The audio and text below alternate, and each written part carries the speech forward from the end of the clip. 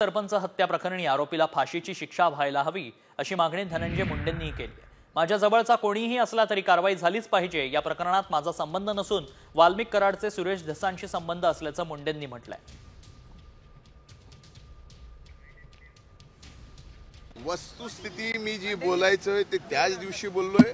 त्यांना पूर्णपणाने सांगितलंय की यात कुणीही असेल त्याला सोडायचं नाही। ज्यांनी कुणी केलंय, जी हत्या करणार आहेत, ज्यांनी कुणी केलंय, निष्पन्न झाल्यानंतर त्यांना सुद्धा फाशी दिली गेली पाहिजे। या सर्व गोष्टीच्या या मताचा मी आहे।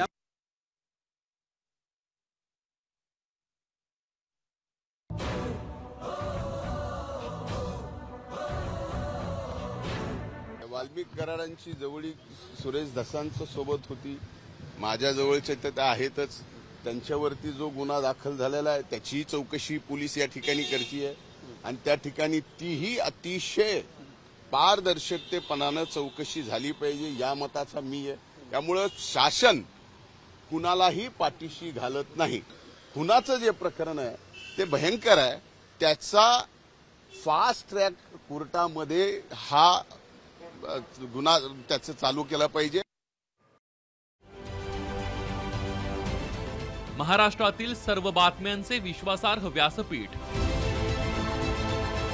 सकाळच्या सर्व सोशल मीडिया प्लॅटफॉर्मला लाईक, फॉलो आणि सबस्क्राईब करा। तसंच सर्व नोटिफिकेशनसाठी बेल आयकॉन प्रेस करायला विसरू नका।